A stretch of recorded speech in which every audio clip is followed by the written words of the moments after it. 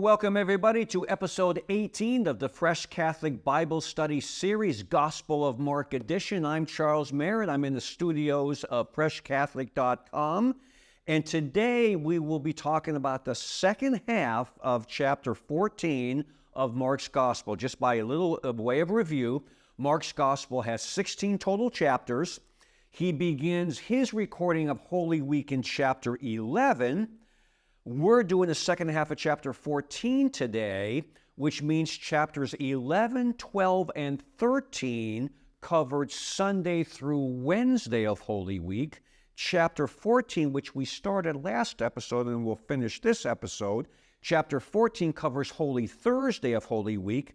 Chapter 15, which will also take 2 episodes to cover, covers Good Friday of Holy Week. And then chapter 16, the last chapter of his gospel, covers Sunday, Resurrection Sunday, Easter Sunday. So Gospel of Mark, second half of chapter 14.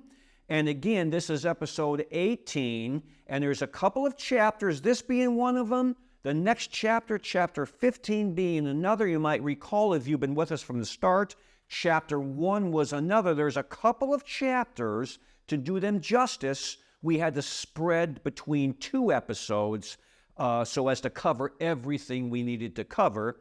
This chapter and next chapter will be 2 of those instances. So last episode, if you were with us, we covered the first half of chapter 14, and what that consisted of is basically verses 1 to 22. Today we'll cover the second half of chapter 14, which consists of verses 23 all the way to verse 72. So you can see why this chapter takes 2 episodes. It's 72 verses, one of the longer chapters in any of the 4 Gospels. It records the events of Holy Thursday, which is a big day in Holy Week. So starting with verse 23, finishing with verse 72, if I do my quick public math, that's about 50 verses. So we've got a big day ahead of us. So let's dive back in. And let's start by reminding ourselves what we talked about the first half of chapter 14 last episode. The events that the first half of chapter 14 covered, let me just take a quick reference of my notes. We had the anointing at Bethany, and then we had Judas cutting his deal with the Jewish religious leaders to betray Jesus for 30 pieces of silver. And then we had Jesus sending a couple of disciples into Jerusalem to prepare the upper room for them to eat the Passover meal. And then we got into the Passover meal at the beginning of it, where Jesus indicates to the shock of the disciples that he's going to be betrayed, and he's going to be betrayed by one of their own. So that's what happened in those first 22 verses of the first half of chapter 14, which we covered last episode. We pick up our study from this point on, and let's take a look, again, orienting ourselves. We're still in that upper room. It's Holy Thursday evening. We're still eating the Passover meal, okay, which is the Last Supper, and we'll pick up the narrative at the point in the Last Supper where Jesus institutes the sacrament of the Eucharist. Let's see how Mark records this. He says, as they were eating, the they being Jesus and the disciples, he took bread, blessed and broke it, gave it to them, and said, take, this is my body. And he took a cup, and when he had given thanks, he gave it to them, and they all drank of it, and he said to them, this is my blood of the covenant, which is poured out for many. So now let me hit the pause button. So he institutes the sacrament of the Eucharist, okay, indicating this bread is his body, and then the cup filled with wine is his blood, okay? And I want to focus on the blood part, because Mark records him. In fact, all the gospel writers record him as saying something about the blood. He says, let me repeat it again. And he said to them, this is my blood of the covenant, which is poured out for many. Okay? Those are the words he said around the cup. Now, if you were one of the disciples sitting in that upper room, eating this Passover meal, this Last Supper, when you hear Jesus say, "This is the blood of the covenant," that would have immediately transported you back to our old buddy, the Old Testament, specifically the book of Exodus in the Old Testament, specifically still chapter 24, verse 8. Because Moses, chapter 24, verse 8, Moses is making, he's instituting a covenant between God and the Israelites. It's at Mount Sinai, all right? And as he institutes the covenant, he takes the blood and he sprinkles half of it on the altar, signifying God. He sprinkles the other half on the people, binding God to the people and the people to God. And as he does this ritual as part of the institution of the covenant, listen to what Moses says. He says, "This is the blood of the covenant the Lord has made with you today." So as Moses is instituting basically the old covenant, and the words he uses, "This is the blood of the covenant," now let's fast forward back to Holy Thursday night in that upper room where Jesus is instituting, yes, the sacrament of the Eucharist, but also he's ushering in the new covenant, and he uses the same words. Let me repeat them. He says, "This is my blood of the covenant, which is poured out for many." All right? So Jesus, in instituting the new covenant, is basically echoing the same words Moses said when he instituted the old covenant. And Jesus indicates two other things in this, okay? He says, "This is the covenant of my blood, which will be shed." Now, some translations render it, "which will be poured out," indicating this is going to be a sacrifice. Because whenever you're talking about blood being poured out or blood being shed, that's sacrificial language. And the other thing Jesus indicates in this wording is it's going to be poured out or shed for many. In other words, for all. So I wanted to kind of highlight the words Jesus uses around the institution of the blood becoming the wine becoming his precious blood, because he says three things in those words. He echoes Moses' institution of the old covenant as he's ushering in the new covenant. He indicates it's going to be a sacrifice, and he indicates it's going to be for all. Okay? And then after that, he says something curious. Okay? Again, let's go back into the narrative and let's look at Mark's words. He says, "Truly I say to you, I shall not drink again of the fruit of the vine until that day when I drink it new in the kingdom of God." Now, why would Jesus tack that on, and what does that even mean? He's not going to drink again of the fruit of the vine until he drinks it new in the kingdom of God. Well, if we fast forward a little bit from Holy Thursday night, which is where we are now, to Good Friday, you'll recall that when Jesus is on the cross, they offer him a sponge with some vinegar and sour wine on it, okay? And he refuses it. And then a little bit later, right before he dies, okay, he says, "I thirst."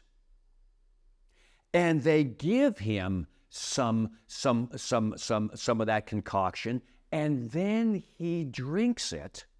And right after he drinks it, he says, "It is finished." So when Jesus indicates he's not going to drink again the fruit of the vine until he drinks it anew in the kingdom of God, okay? The reason he refused that wine and vinegar earlier on the cross, okay, and asked for it at the very end, is he knew that as soon as he asked for that, he said, I thirst, and they give it to him.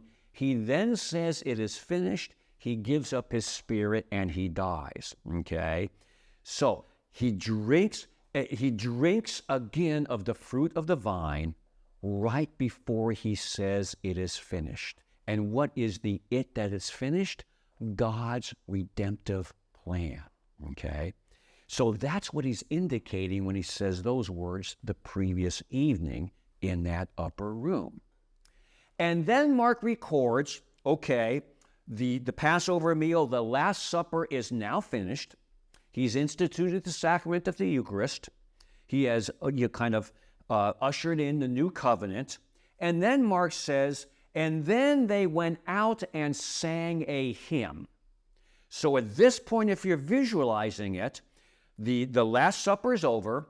They're leaving the upper room. They're going down through the Kidron Valley, and they're about to go up the Mount of Olives to eventually the Garden of Gethsemane. And as they leave the upper room, go down the Kidron Valley, and go up the Mount of Olives, they are singing a hymn. Now, if you're like me and you're a little bit inquisitive, you're wondering, boy, I wonder what hymn they're singing. And, maybe a couple of them come to mind. Were they singing Amazing Grace? No. Were they singing On Eagle's Wings? No. Were they singing, what's another one we sing a lot at Mass? Table of Plenty? No. They weren't singing any of those hymns. So what hymn were they singing?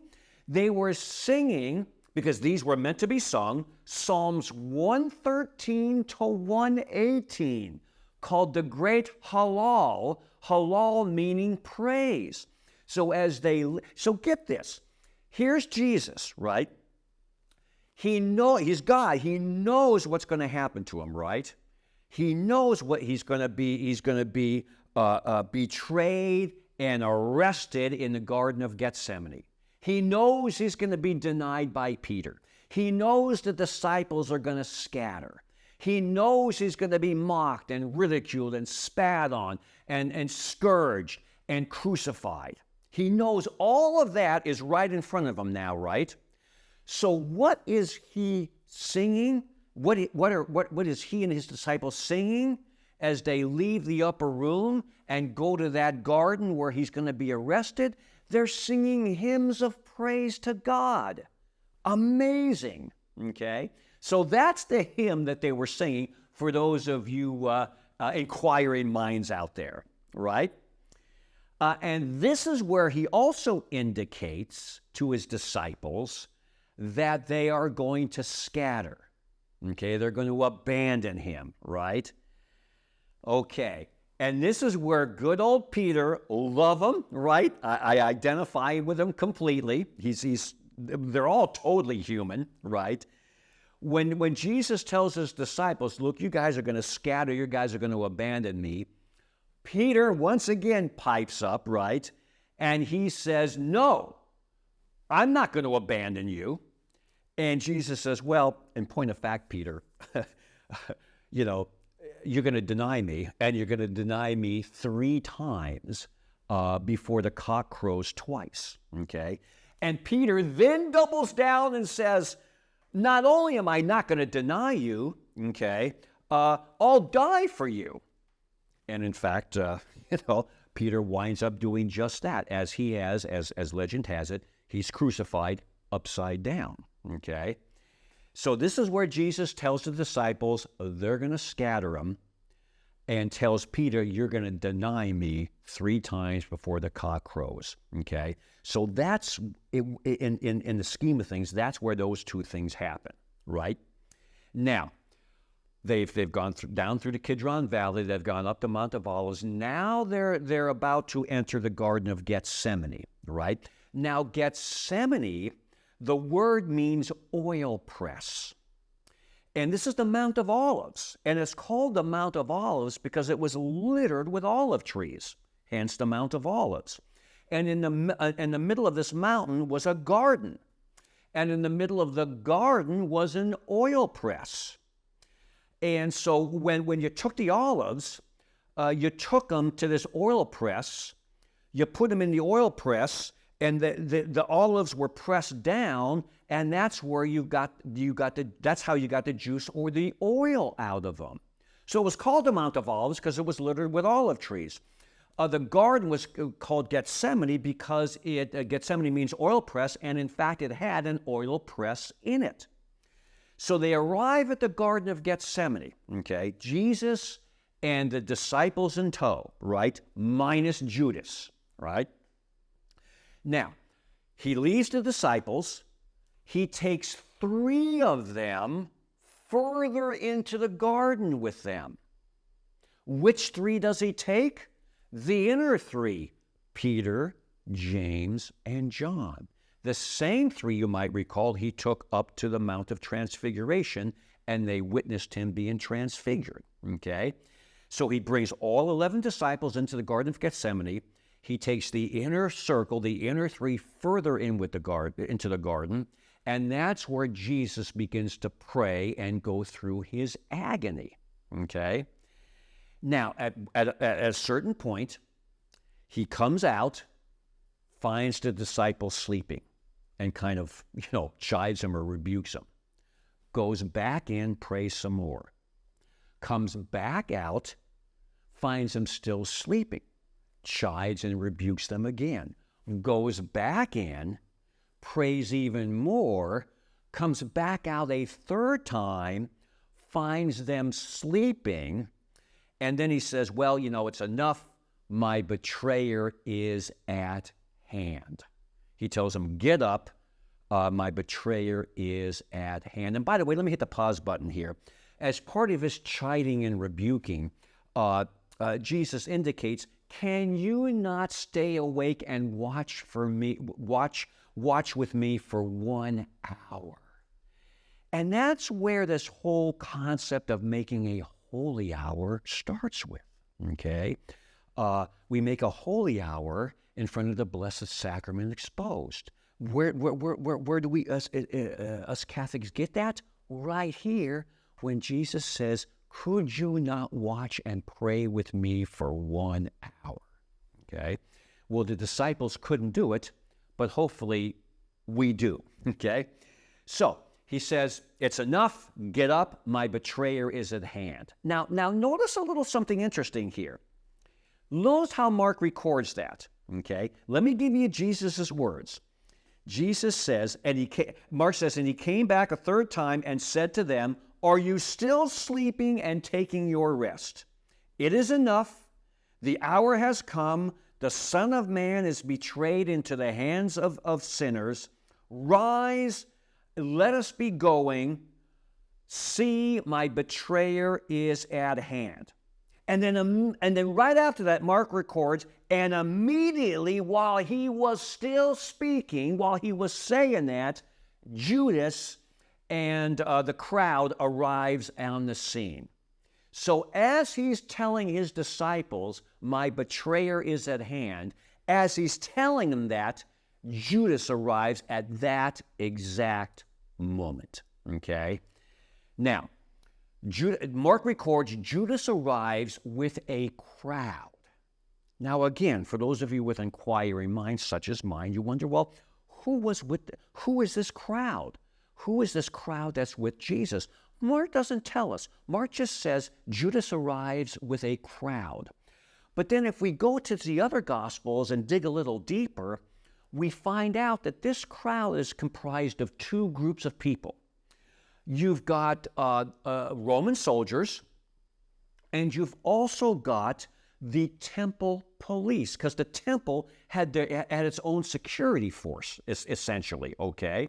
So this crowd that Mark doesn't identify, the other Gospels we find out this crowd is made up of Roman soldiers and the temple police. Why do I mention that? Well, it's kind of interesting to know on one hand, but in a deeper sense, Roman soldiers, temple police. Gentiles, Roman soldiers, temple police, Jewish, okay? So the very people that Jesus has come to save the Jews and the Gentiles, those people are represented in these two groups that arrive to arrest Jesus. Very interesting, okay? So, they arrive on the scene, right? And back a day earlier on Spy Wednesday, when Judas cut his deal to betray Jesus for 30 pieces of silver, he indicated to the Jewish religious leaders, look, I know where he's going to be, okay? And I'll point him out to you by kissing him. Now, let me hit the pause button again for those inquiring minds, okay? How did Judas know Jesus and the disciples would be in all places the Garden of Gethsemane? Well, it turns out, it was on the Mount of Olives. It was a garden. It was peaceful. It was away from the crowds. It was just on the other side of the Kidron Valley from Jerusalem and the temple. And during Jesus' 3-year public ministry, he would often go with his disciples to the Garden of Gethsemane to spend an evening, to get away from the crowds, to get some quiet time and pray. So that was a place Jesus and his disciples went often. That's how Judas knew that's where he would be, okay? Now, he indicates that when they arrive, okay, again, this is first century. There's no street lights. It's on a mountain. It's in a garden. It's in the dead of night. It is pitch black, right? That's why this crowd came with lanterns and torches, right? It was hard to see, okay? And again, this was before the social media. Pictures of Jesus weren't floating around Jerusalem, okay? The thinking was that for some of these temple police and some of these Roman soldiers, they'd never even seen Jesus, so they had no idea what he looked like. And he's going to be among 11 other men, 11 other disciples. So when they arrive in this pitch black garden to arrest Jesus, how are they going to tell which guy to arrest? Okay, it's dark. They don't necessarily know what he looks like. Judas says, no problem. I've got that covered as well. The guy I go up to and kiss, that's the one you arrest, okay? So that's why Judas had to point Jesus out in the first place. But notice something else, okay? Mark gives us a glimpse into Peter's heart and soul, and how much, or Judas's heart and soul, and how much disdain he had built up to Jesus at this point. Because Judas could have identified Jesus in a number of ways. He could have pointed to him, right? He could have gone up and tapped him on the shoulder and says, arrest this guy, okay?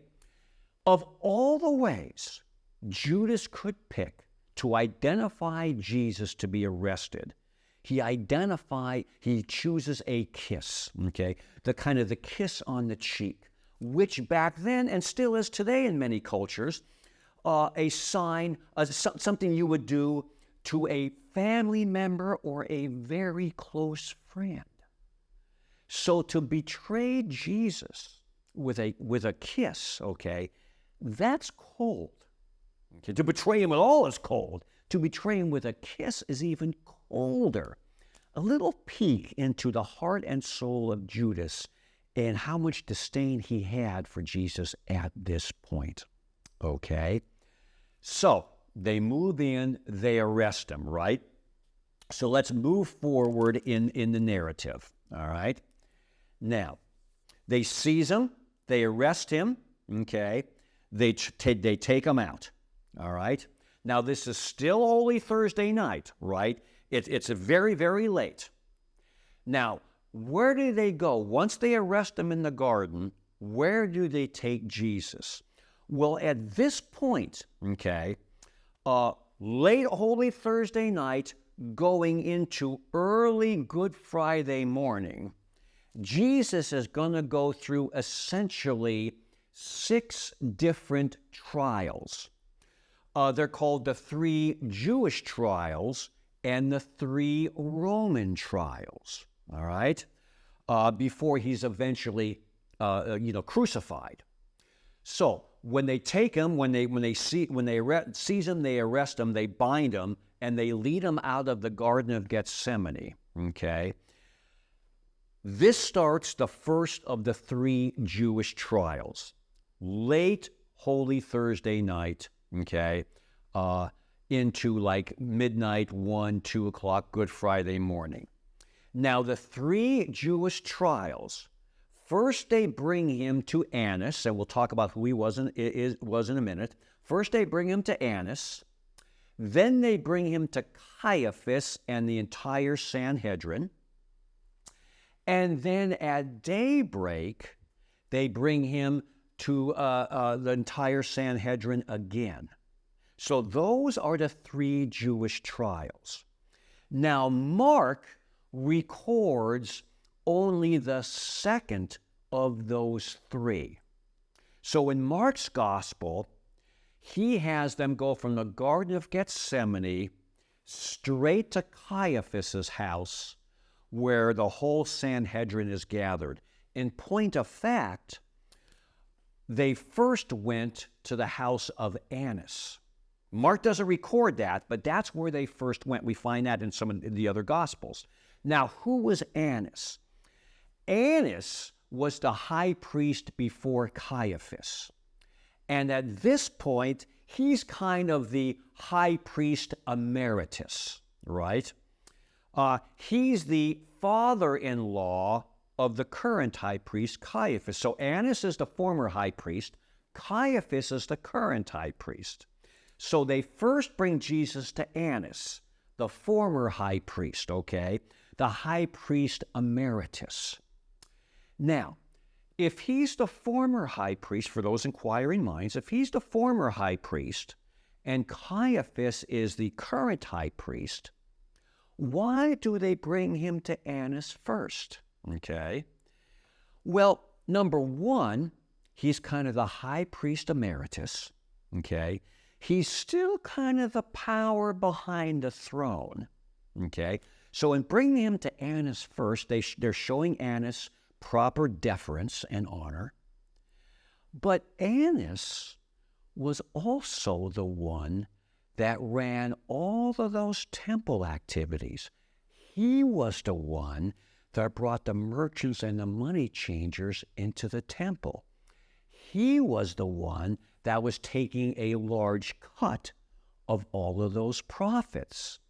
So when Jesus when Jesus drove out those money changers, or drove out those merchants and overturned the money changers' tables and effectively brought those activities to an end, he was cutting into the profits that Annas was getting. And Annas, you can imagine, didn't take that lightly.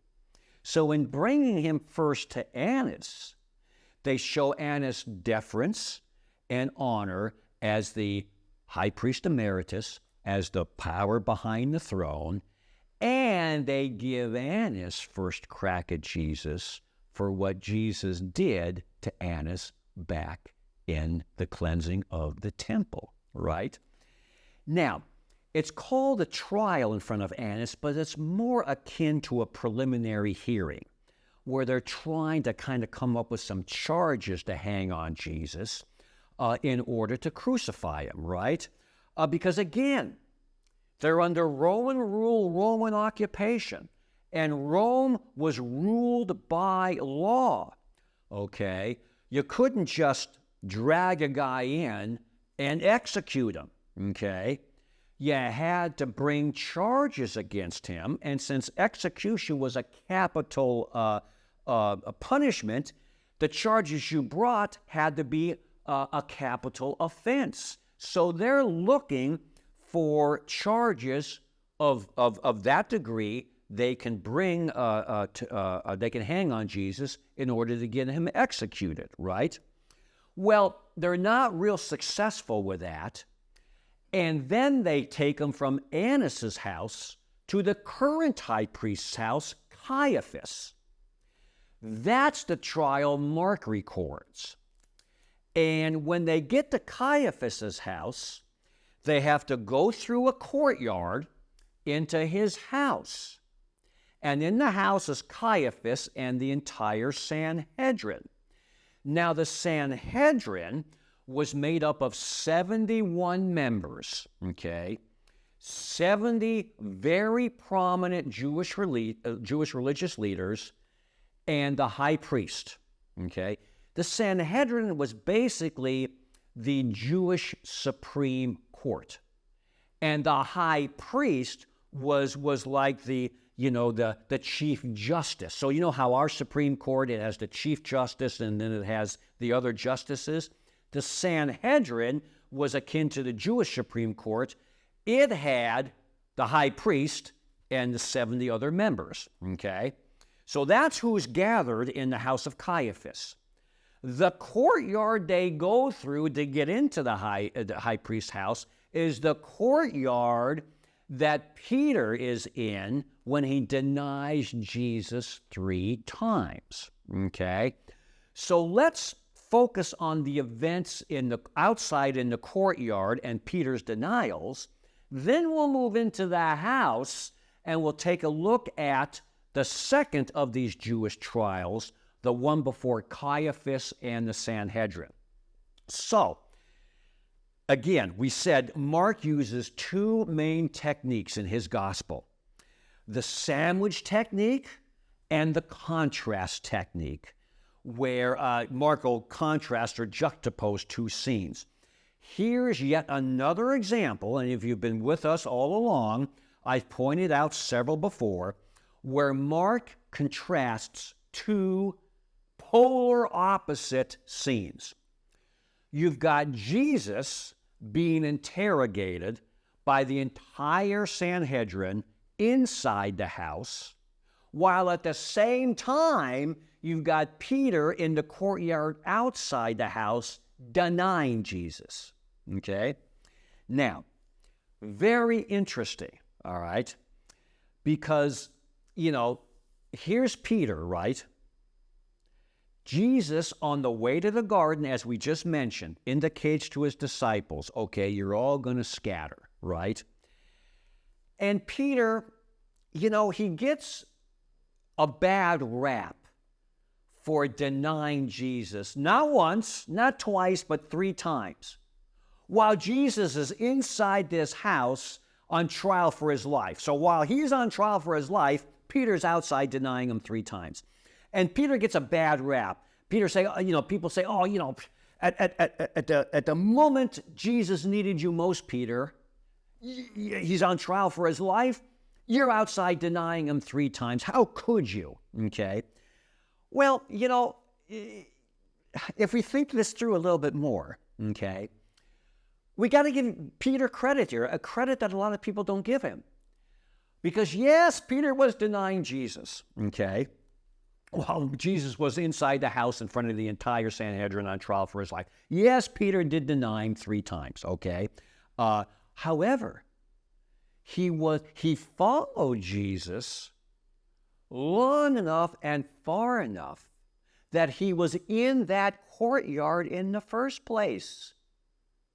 Where were the other disciples? They weren't even in the courtyard. So yes, Peter denied him 3 times in that courtyard, but let's give Peter a little overdue credit. He at least was in the courtyard in the first place. The other disciples couldn't say that, all right? So, something interesting in the way Mark records these denials, okay, that we want to kind of tease out, okay? Peter's in the courtyard. He's warming himself by what we know is a charcoal fire because it's cold. It's the dead of night, right? And a servant girl recognizes him and says, hey, you're one of his followers. You're one of his disciples. Peter says, no, I'm not. First denial, right? And then the servant girl again says, no, you're one of him. I've seen you. And Peter denies. That's where Peter gives his second denial. Then others in the crowd say, yeah, you were with him. And that's when Peter gives his third denial, right? And then Mark records something interesting. After Mark records Peter's third denial, this is important. After Mark records, too many people here. After Mark records Peter's third denial, then Mark indicates immediately after that third denial, the cock crowed the second time. And you might say, well, yeah, so what, Charles? Jesus said, you'll deny me 3 times before the cock crows twice. And he did, so what's the big deal?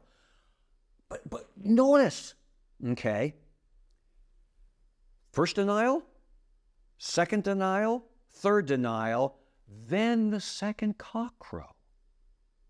So if we look at that, the first cock crow had to have come either after the first denial or after the second denial. Because after the third denial was the second cock crow. You following me? So if the second cock crow came after the third denial, okay, that meant the first cock crow had to have come before that, after the first or second denial.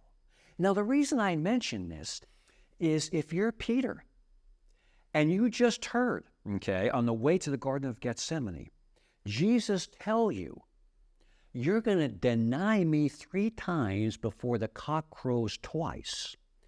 And now you're in the courtyard. And let's say the cock crowed after the first time after the first denial. You made the first denial and you hear that cock crow. You got to be thinking, wait a second. A cock just crowed. I just denied Jesus. Jesus told me I was going to deny him 3 times before he crowed, the cock crows twice. Okay? So what Jesus said I would do, I'm actually doing. It's coming true. Even if the cock crowed the first time after the second denial. If you're Peter, you're saying, well, now I've just denied him twice. The cock has crowed. Jesus told me I'm going to deny him 1 more time before the cock crows again. You would think Peter would back out of these denials because what Jesus said he would do is really happening. Okay? But Peter doesn't. Despite the cock crowing the first time between either the first or second denial, Peter does his third denial as Jesus said he would. And that's when the cock crows the second time. So it's interesting, okay, in that what Jesus said would happen actually did happen. No surprise there, right? He's God. But if we dig a little deeper, the first cock crow had to have been after either the first or second denial. And you wonder what was going through Peter's head, if anything at all, when he heard that first cock crow in the midst of his denials. Did he think back to what Jesus said he would do, or was he so caught up in the moment that he didn't think back? We'll never know, but interesting to bring that out, okay? So, the cock crows, Peter denies him 3 times, the cock crows, right? The second time. Then Peter realizes what has just happened, okay? And he weeps, okay?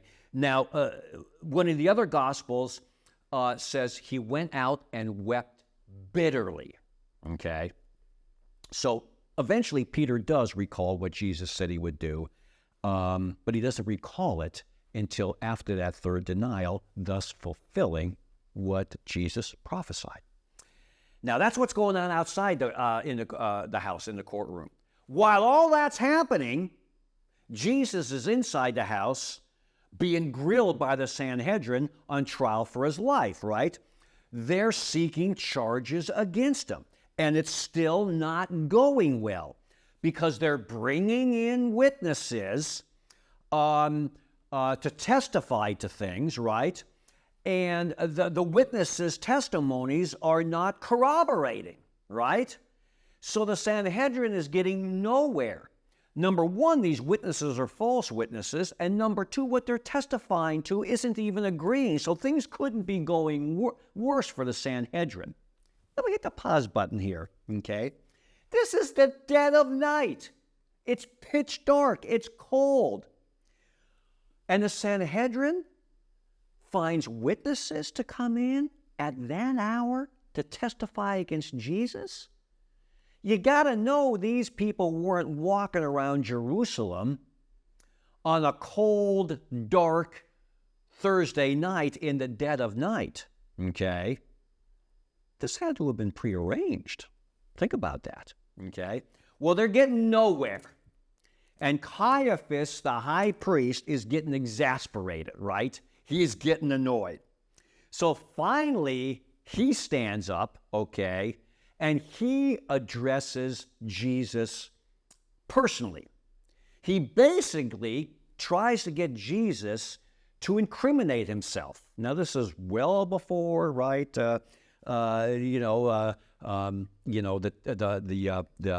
Bill of Rights, one of which is you can't no self-incrimination, right? So Caiaphas asked Jesus a question, trying to get Jesus to implicate or incriminate himself. Now, what question, of all the questions Caiaphas could have asked Jesus, because they're looking for a capital offense to hang on them, right? So they can subject him to capital punishment, the death penalty, right? What question does Caiaphas ask him? Let's see how Mark records it, okay? And the high priest stood up in the midst of the whole Sanhedrin, right? And asked Jesus, here's the question, have you no answer to make? Because all these false witnesses that were testifying falsely, Jesus was remaining silent, wasn't saying anything, right? He says, have you no answer to make? What is it that these men testify against you? But he was silent and made no answer, okay? Again, the high priest asked him, and here it is. Let's cut. Caiaphas is saying, okay, look, we're getting nowhere. I'm getting annoyed. I'm getting exasperated. The clock is ticking. I want to get this guy crucified, killed, right? Get him out of our hair because he's causing us all kinds of problems. Let's cut to the chase, Jesus, okay? So Caiaphas says, are you the Christ, the Son of the Blessed? Now, of all questions Caiaphas could ask Jesus to try and get him to incriminate himself, he says, are you the Christ, the Son of the Blessed? Are you the Christ? Okay? The Christ. Christ coming from the Greek word Christos, meaning anointed one, meaning Messiah. So when Caiaphas says, are you the Christ? He's asking Jesus, are you the anointed one? Are you the Messiah that all the prophets prophesied about? Are you this guy? And then he says, the Son of the Blessed One. Now, the Blessed One is God. So what Caiaphas is trying to get Jesus to say is, yes, I am the Christos, I am the Anointed One, I am the Messiah, and more than that, I am the Son of God. That's what Caiaphas is trying to get Jesus to say when he says, are you the Christ? Are you the Son of the Blessed One? He's trying to get Jesus to admit he is the Anointed One, he is the Messiah, and more than that, he's the Son of God. He's divine, all right? Because again, they view him just as a man, all right? Now, how does Jesus answer this? Let's see how Mark records it, okay? And Jesus said, I am, and you will see the Son of Man sitting at the right hand of power and coming with the clouds of heaven. Jesus answers, I am, okay? I am. As soon as Caiaphas and the rest of the Sanhedrin hear Jesus say, I am, they would have immediately gone back again to our old buddy, the Old Testament, again to the book of Exodus, and now let's pick up Moses at the burning bush, where God indicates to Moses what his eventual role is going to be as deliverer of his people out of Egypt and through the Red Sea, all of that.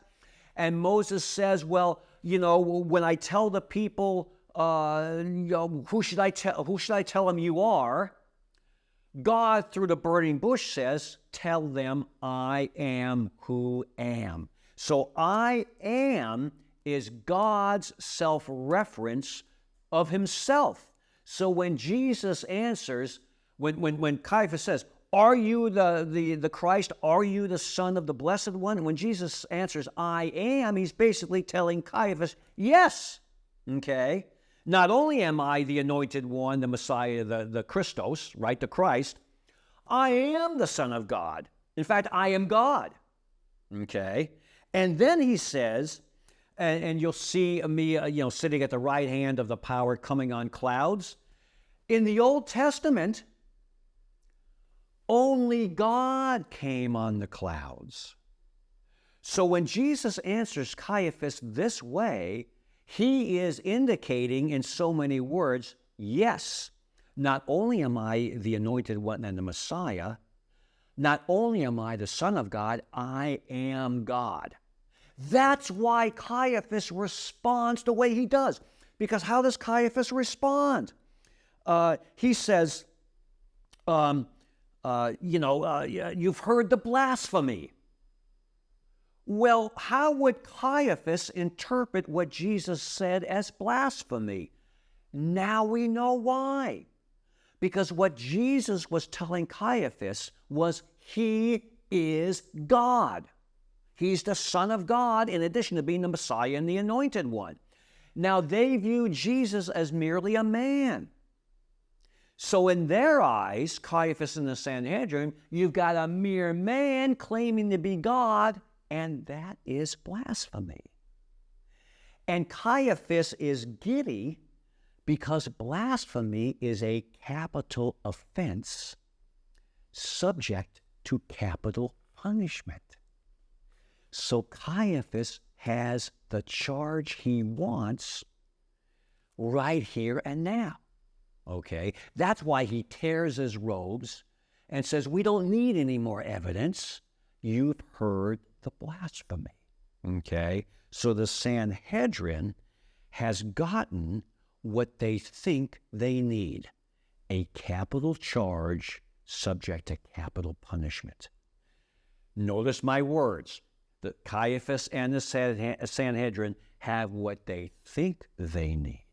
Okay? Yes, blasphemy is a capital offense, but it's a capital offense under Jewish law. Pilate and Rome don't care about Jewish law. They don't care about the fact that Jesus, in Caiaphas' eyes, Jesus has just committed blasphemy.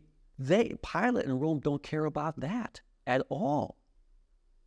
That's why, as we'll see this play out in the next two episodes when we get into chapter 15, that's why we see this Jewish charge of blasphemy morph into a civil charge of treason and sedition.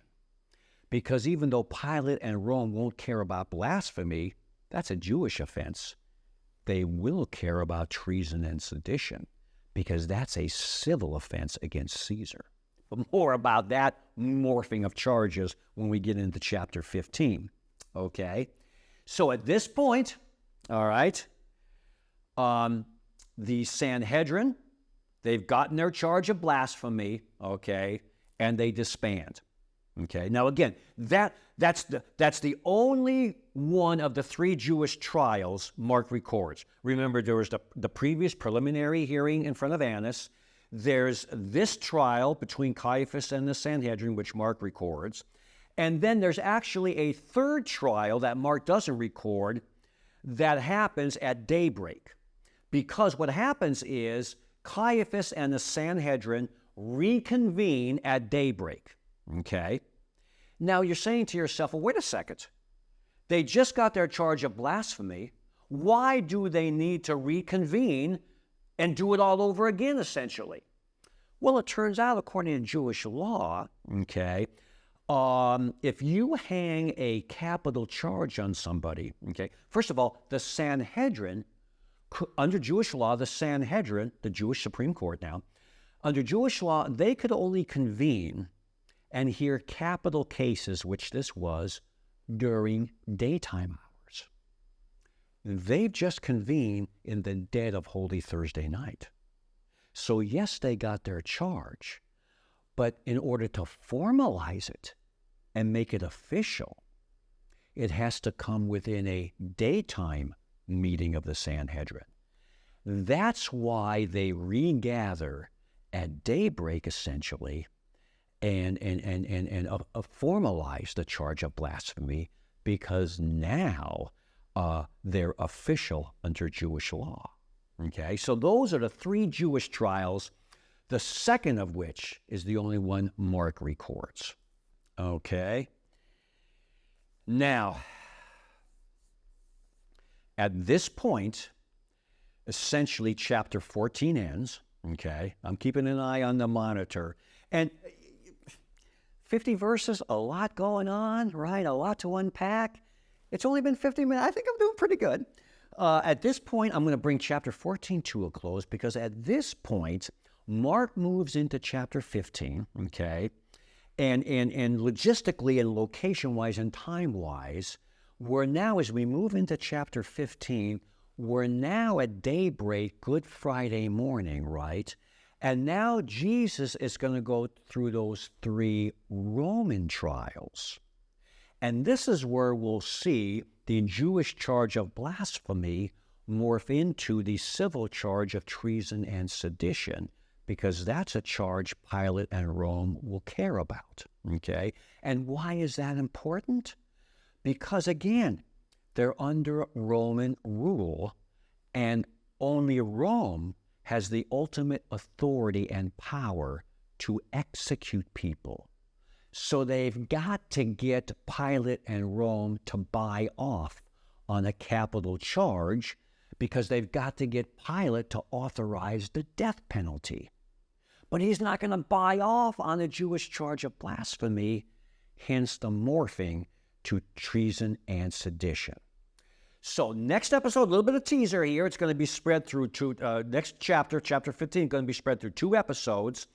We'll begin the first half of Mark 15 by looking at those 3 Roman trials and the morphing of the charge from blasphemy to treason and sedition, paying particular attention to now the interplay between Jesus and Pilate. Jesus and Caiaphas, the high priest, just had an interplay. Now Jesus and Pilate, the governor of this particular region, are going to have an interplay, and we'll pay particular attention to the back and forth Jesus and Pilate have. Okay? So with that said, 53 minutes, not bad. 50-some verses, the second half of Mark 14. Until next episode, the first half of Mark 15. Again, I'm Charles Merritt. As always, thank you for supporting Fresh Catholic. Thank you for watching this Bible study series. And until next time, God bless everybody.